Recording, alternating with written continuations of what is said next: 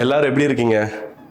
நான் ரொம்ப ஹாப்பியான மூடில் இருக்கேன். அதே மாதிரி நீங்களும் ஹாப்பியான மூடில் இருப்பீங்கன்னு நம்புகிறேன். இந்த ஹாப்பினஸ்க்கு ஒரு முக்கியமான காரணம் இருக்குது. அது என்னன்றதை நான் அப்புறம் சொல்கிறேன். இந்த ஹாப்பியான மூமெண்ட்டுக்கு நம்ம இன்னைக்கு ஒரு செலிப்ரேஷன் டிஷ் பண்ண போகிறோம். ஒரு கடவுளுக்கு கொடுக்குற ஒரு ஆஃபரிங். திருப்பதி பெருமாளுக்கு படைக்கிற ஒரு முக்கியமான நெய்வேத்தியம். இந்த வேர்ல்டு ஃபேமஸ் லட்டு இல்லை, அதை விட பழமையான ஒரு நெய்வேத்தியம். நம்ம இன்னைக்கு திருமலா வடை பண்ண போறோம். இந்த திருமலா வடைக்கு என்னென்ன பொருட்கள் தேவைன்னு நம்ம பார்க்கலாம். கருப்பு உளுந்து 250 கிராம், மிளகு 1.5 டேபிள் ஸ்பூன், ஜீரகம் 1.5 டேபிள் ஸ்பூன், நெய் 100 ml, கடலெண்ணெய், உப்பு. இந்த திருமலா வடைக்கு என்னென்ன பொருட்கள் தேவைன்னு நம்ம பார்த்துட்டோம். நம்ம இதை செய்ய ஆரம்பிக்கலாம். பட் அதுக்கு முன்னாடி இந்த ஹாப்பி மூமெண்ட் இல்லையா, ஹாப்பியான விஷயம் அது என்னன்றதை சொல்லிடுறேன். உங்களோட கண்டினியூஸ் சப்போர்ட்னால நம்ம சேனல், அதாவது என் சமையல் லெஜர் 1 lakh சப்ஸ்கிரைபர்ஸ் தாண்டியாச்சு. அதாவது 100K சப்ஸ்கிரைபர்ஸ் தாண்டியாச்சு. இது நம்ம சேனலுக்கும் எனக்கும் ரொம்ப பெரிய விஷயம். இது பெரிய மைல்ஸ்டோன். இது வந்து உங்களோட கண்டினியூஸ் சப்போர்ட்னாலையும் அப்ரிசியேஷன்னாலையும் சஜஷன்ஸ்னாலையும் தான் நடந்திருக்கு. இதே மாதிரி நீங்கள் சப்போர்ட் கொடுத்தீங்கன்னா ரொம்ப ஈஸியாக நம்ம வந்து ஒரு 1 million சப்ஸ்கிரைபர்ஸ் தாண்டிடலாம். இந்த 100K சப்ஸ்கிரைபர்ஸ் தாண்டினதுக்கு யூடியூப் நம்ம சேனலை ரெகக்னைஸ் பண்ணி சில்வர் பட்டன் கொடுத்துருக்காங்க. இதை இன்னும் ஓப்பன் பண்ணல. அந்த முக்கியமான தருணத்தை உங்கள் முன்னாடி ஓப்பன் பண்ணணும்னா வெயிட் பண்ணிட்டு இருக்கேன். இதுதான் யூடியூப் வந்து நமக்கு வந்த சில்வர் பட்டன். இதை வாங்குறப்ப எனக்கு அவ்வளோ ஹாப்பியாக இருந்தது. இதை ஓப்பன் பண்ணி நம்ம பார்க்கலாம்.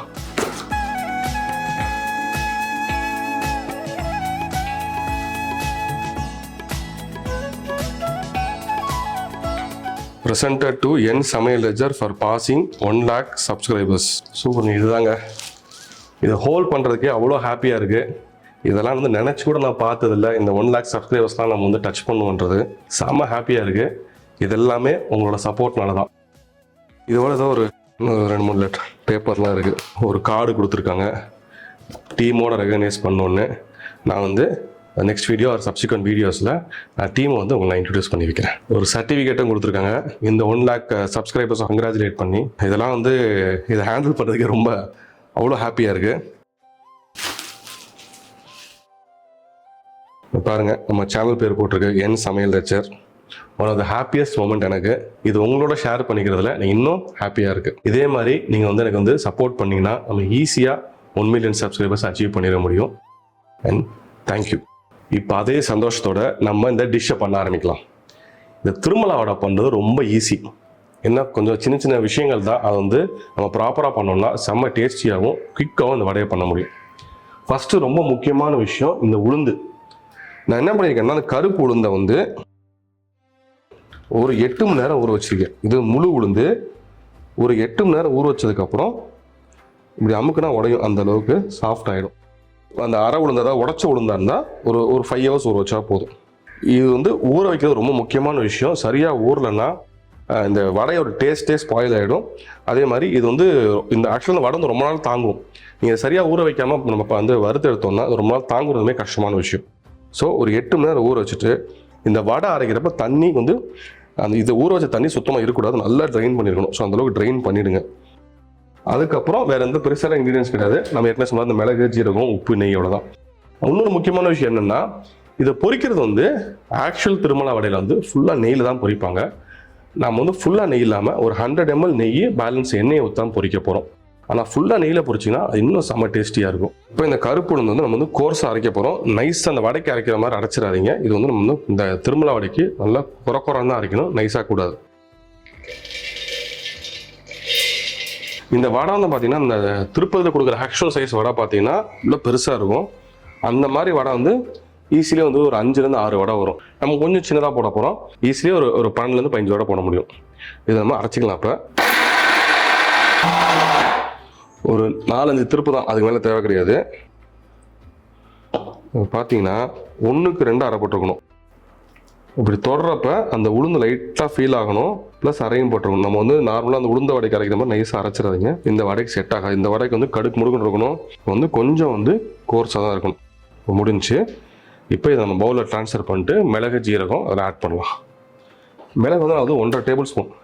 இந்த வடைக்கு வந்து மிளகு காரம் ரொம்ப முக்கியம். பட் உங்களுக்கு காரம் செட் ஆகலைன்னா கம்மியாக போட்டுக்கோங்க. அதே மாதிரி ஜீரகம், நான் வந்து மிளகும் ஜீரகம் ஈக்குவல் நிறைய போட்டிருக்கேன். மிளகு ஒரு 1.5 டேபிள் ஸ்பூன், ஜீரகம் ஒரு 1.5 டேபிள் ஸ்பூன். இது ரெண்டையும் நம்ம வந்து கோர்ஸாக அரைச்சிக்க போகிறோம். ரொம்ப வந்து பொடியாக இல்லாமல், ரொம்ப பெருசாக இல்லாமல் நம்ம வந்து கோர்ஸாக அரைச்சிக்க போகிறோம்.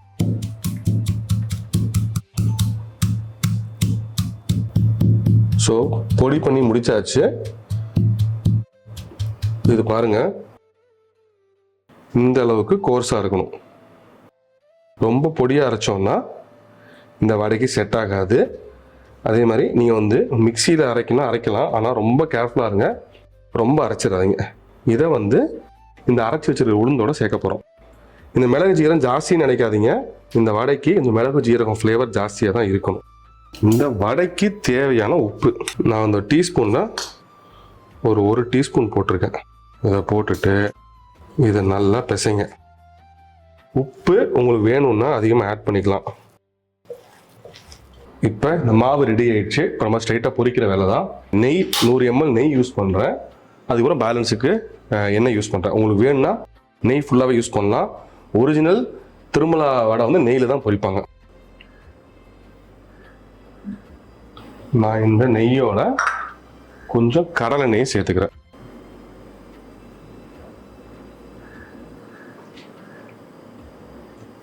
நூறு ml நெய், ஒரு 100 ml கடல் நெய், இவ்வளோதான். ப்ரொபோர்ஷனை மாற்றிக்கலாம், இல்லைனா ஃபுல்லாக எண்ணெயும் யூஸ் பண்ணலாம், இல்லைனா ஃபுல்லாக நெய்யும் யூஸ் பண்ணலாம். இது சூடாகிற கேப்பில் இது எப்படி தட்டணும்னு சொல்கிறேன்.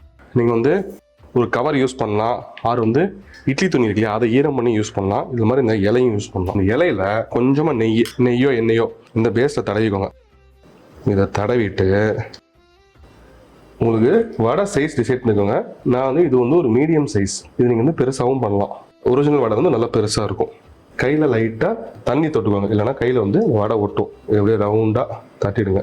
இந்த வடை வந்து நார்மல் வடையோட மெல்லிசாக இருக்கணும், ஆனால் நார்மல் மிளகு வடையோட கொஞ்சம் தடிசாக இருக்கும். நம்ம வந்து இந்த ஸ்ரீரங்க வடை அந்த ஆன்ஸ்டேக்குள்ள வடை போடுறது ரொம்ப தட்டையாக இருக்கும். அந்த அளவுக்கு இல்லாமல் அதோட கொஞ்சம் திக்னஸ், இந்த திக்னஸ் பார்த்துக்கோங்க. இந்த அளவுக்கு இந்த வடை திக்னஸ் இருக்கணும்.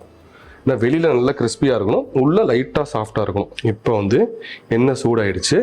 இந்த வடை வந்து நீங்கள் மீடியம் ஃப்ளேமில் அதான் வைக்கணும், லோ ஃப்ளேமில் வைங்க, ஹை ஃப்ளேம் வைக்கக்கூடாது. இந்த வடை வந்து பொரியறதுக்கு நார்மல் வடையோட கொஞ்சம் டைம் ஆகும், கொஞ்சம் நிதானமாக பொரிக்கணும்.